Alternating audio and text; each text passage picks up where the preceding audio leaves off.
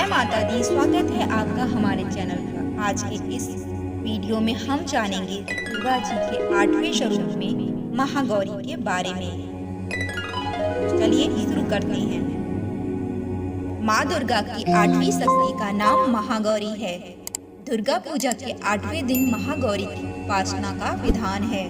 नवरात्रि में 8वें दिन महागौरी शक्ति की पूजा की जाती है। उनका नाम महागौरी, जिसका अर्थ है महान या अति गौर बड़ा, नाम से प्रकट है कि उनका रूप पूर्णतः गौरवड़ है। यह देवी का स्वरूप अनेक सौंदर्य, शक्ति और शक्ति का प्रतीक है। माँ महागौरी को ज्ञान, भक्ति और शांति की देवी के रूप में पूजा जाता है। उनकी उपमा शंख, चंद्र और कुंद के फूल से दी गई है। अष्टवर्षा भवेद गौरी यानी इनकी आयु 8 वर्ष की मानी गई है। इनके सभी आभूषण और वस्त्र श्वेत हैं, इसीलिए उन्हें श्वेतांबर धरा कहा गया है। इसीलिए 4 भुजाएं और वाहन वृषभ है, इसीलिए वृषरूढ़ा भी कहा गया है इनको। इनके ऊपर वाला दाहिना हाथ अभय मुद्रा तथा नीचे वाला हाथ त्रिशूल धारण किया हुआ है।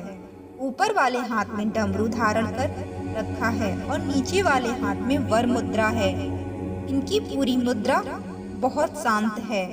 पौराणिक कथाओं के अनुसार महागौरी देवी पार्वती का एक रूप है। उनका जन्म हिमालय के राजा हिमवान और रानी मैनावती के घर में हुआ था। बचपन में उन्हें गौरी कहा जाता था, जो उनके खूबसूरत और गौरवड़ीय स्वरूप को दर्शाता है। जब माँ पार्वती ने भगवान शिव से विवाह करने का निर्णय लिया, तब उन्होंने घोर तपस्या की। तपस्या के दौरान उन्होंने कठोर साधना की और अपनी आत्मा को शुद्ध करने के लिए बहुत कठिनाइयों का सामना किया।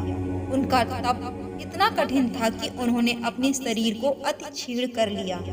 पति रूप में शिव को प्राप्त करने के लिए महागौरी ने भगवान शिव को प्रसन्न करने के लिए कड़ी तपस्या की। उन्होंने 1000 वर्षों तक तप किया।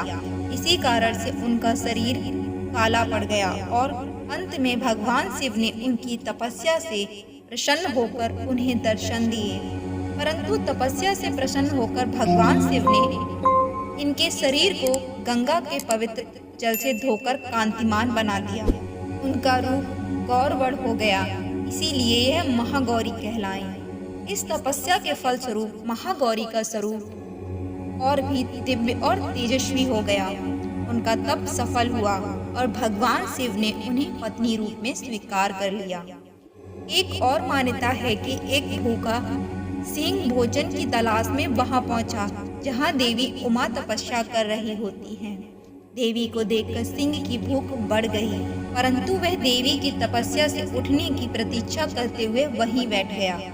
इस प्रतीक्षा में काफी कमजोर हो गया। देवी जब तप से उठी तो सिंह की दशा देखकर उन्हें उस पर बहुत दया आ गई। उन्होंने दया भाव और प्रसन्नता से उसे भी अपना वाहन बना लिया, क्योंकि वह उनकी तपस्या पूरी होने के प्रतीक्षा में स्वयं भी तप कर बैठा। महागौरी की पूजा से भक्तों को मानसिक और आध्यात्मिक शांति की प्राप्ति होती है। उनकी आराधना से जीवन में सकारात्मकता, शक्ति और साहस का संचार होता है। भक्तों को भय मुक्ति और समर्पण की प्राप्ति होती है।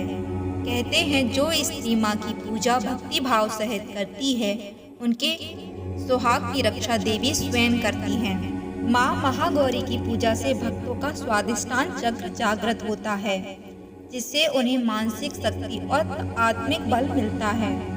उनके आशीर्वाद से साधक को ज्ञान, प्रेम और शांति प्राप्त होती है। यह अमोघ फलदायिनी है और इनकी पूजा से भक्तों के तमाम कलेश धुल जाते हैं। पूर्व संचित पाप भी नष्ट हो जाते हैं। महागौरी का पूजन, अर्चन, उपासना, आराधना कल्याणकारी है। इनकी कृपा से अलौकिक सिद्धियां भी प्राप्त होती हैं।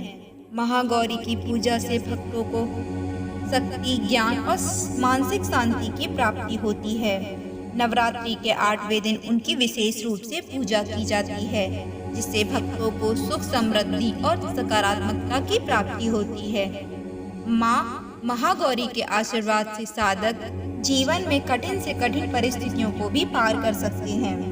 महागौरी की कथा हमें यह बताती है कि यदि हम दृढ़ संकल्प और समर्पण के साथ किसी भी लक्ष्य की प्राप्ति के लिए मेहनत करें तो कोई भी कठिनाई हमें रोक नहीं सकती।